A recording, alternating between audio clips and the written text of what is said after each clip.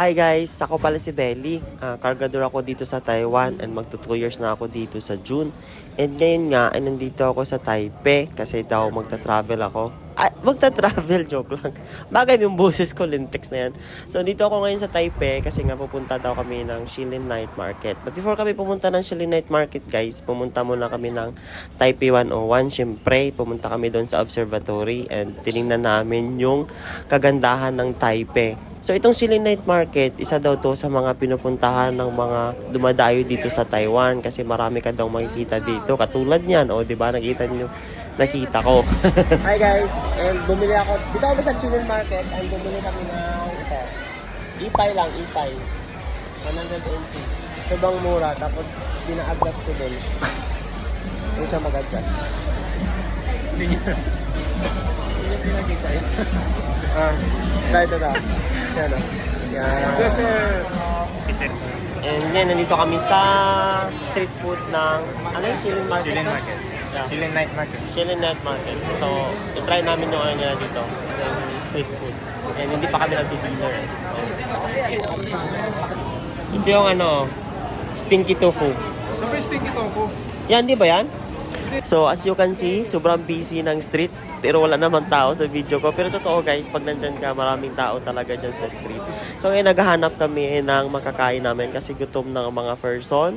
And dyan guys, makita nyo mga variety ng mga street food from juice, from meat, from seafood. And ayan, nakita kami ng Aye Heitin Noodles.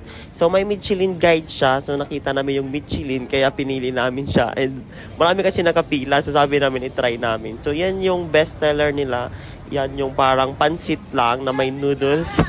And meron siyang parang squid. So, tinry namin if masarap. Sobrang mura lang siya. Nasa 60 NT lang ata yon per serving. So, yan. Tinry namin if masarap. So, ayan. Sobrang nasarapan naman ata yung kasama ko. And ako din. Sabi ko, i-video mo ko kasi para mag-review tayo kunwari. So far, naubos ko naman yung isang cup. Ano ba yung tawag dyan? Yung pintang ba yan or whatsoever. So, naubos ko naman yan so far. And, siyempre parang first time ko makatikim and hindi siya panlasang Pinoy talaga. Pero, so far so good kasi minsan sa buhay natin, kailangan natin mag-try ng mga bagay or mga pagkain na hindi pa natin natikman or na-try. It's a best experience. And, siyempre, after that, nagkuha kami ng drinks and nilibre kami ng kasama ko.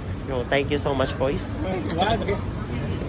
So, ayan na nga guys, sobrang dumami na yung tao. I think around mga 9 PM na yan or basta late na or 10, I think. So, diba sabi ko sa inyo, marami talagang tao siya and dinadayo talaga siya ng mga local, both local and foreign people. We tried the stinky tofu. Ito yung mabaho na masarap. Yan siya guys, oh. Stinky tofu. Hello?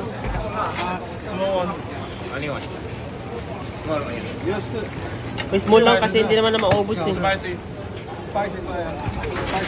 No, spicy. No. No spicy. And nasa labas na kami niyan bandahan habang nakaupo kami, nakita ko na si tatay parang walang naglalaro sa store niya.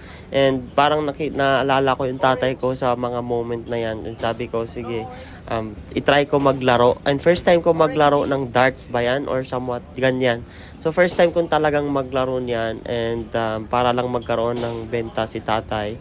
And sa unang try, akala ko is parang pahina lang yung pagbato, puputok na yung balloon. So tingnan nyo guys. Umumpog lang ang putiks. So dapat palalakasan mo para at least maano yung balloon.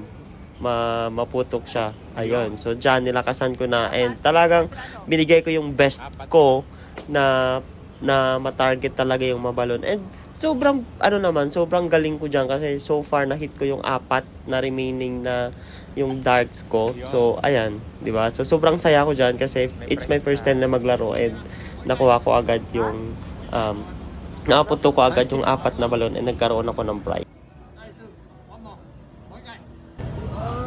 Ang galing ko dun na. Kaya nga. Ano dito na? Ano ba mo, Kois? Ikaw, siyempre nga eh. Cards po lang. Uy, wag yan. Ay, Rubik's Cube. Rubik's Cube. Static cube. Sheshe. Galing ko dun na. Kung 5 yun.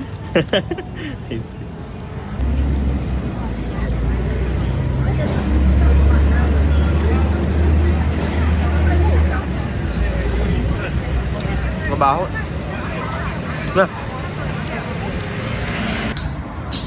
Sarap. Sarap kaya. Mabaho. Mabaho nga lang. Very good. Bigot. Yes, Ha? sir, very good. Hatsu. Ano? Hatsu. Hatsu. Very Ano good yun? ba yan? Hindi, masarap. Masarap. After namin mag-Shilin Night Market, ay pupunta daw kami ng Shimindeng. Yung Shimindeng naman, it's a night market. Ipakita nyo, trending yung meron siyang Pride logo and maraming nagpa-picture doon. So, yan, pumunta kami dyan and sadly, medyo maulan and kunti lang yung medyong tao na nandyan and sandali lang kami dyan. And after nyan, ay pumunta na kami ng Wave Club. So, ang Wave Club ay likod lang sa Taipei 101. So, naglibot lang kami dyan konti, tinitingin-tingin, and hindi na masyadong nag-picture-picture kasi nakapunta naman na kami dyan. And same lang siya sa Shilin Night Market, meron din siyang mga food trip.